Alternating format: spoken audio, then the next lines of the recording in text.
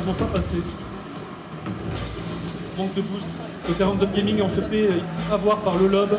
On a le champ libre ici pour le centre, petit centre, tranquillement. Par contre, c'est vraiment dur à prendre. Celui-là était à mid, à hauteur un petit peu moyenne, assez rapide, très dur à prendre comme ballon.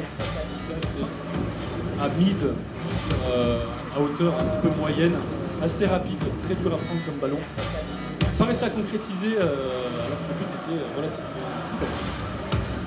relativement facile. Et c'est une belle frappe encore une fois là, il nous monte des frappes. Oh, ça a voulu reprendre vraiment directement dès le rebond sur le backboard. C'est une très belle initiative, mais très dur à prendre également. Ça n'aurait pas été arrêté du tout. Je pense que c'est vraiment des genres de frappes, même si on est dans le but, c'est surprendre, c'est vraiment... C'est dommage parce que c'est vachement bien. Petit événement impromptu qui est survenu. Et oh, qu'est-ce que ça joue bien. Oh, qu'est-ce que c'est divin. Et le premier but pour les en ligne. Pour les en ligne, c'est bien ça.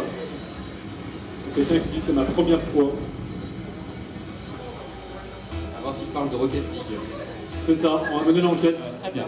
On se frappe en même temps au niveau de la balle qui ne bouge pas.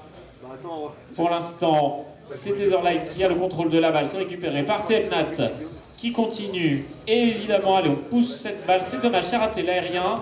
Etherlight qui la récupère, mais qui l'amène pas très loin finalement.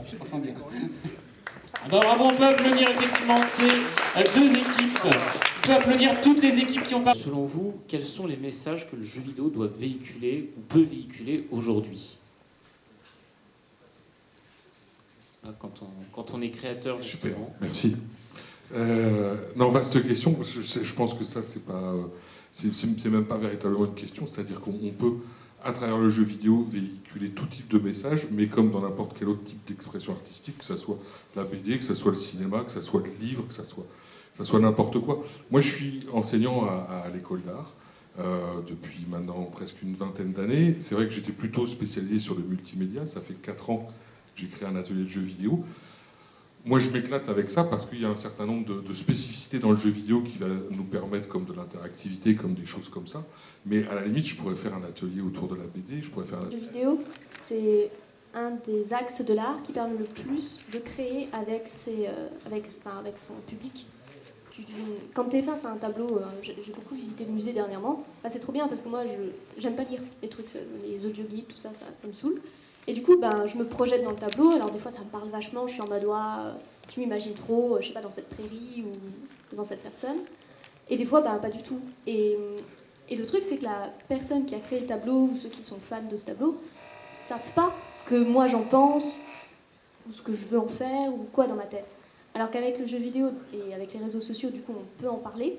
On peut dire, voilà, tu peux faire ci, ça, genre ce que fait Mamie Twink avec les défis, les défis inutiles. Et aussi, tu peux créer du coup avec les concepteurs du jeu en leur montrant justement ce qu'ils disaient, le gameplay émergent. C'est ça qui est génial. Peut-être aussi rajouter une chose sur les évolutions par rapport à la question sur les évolutions du jeu. Est-ce que ça modifie pas le sens du jeu?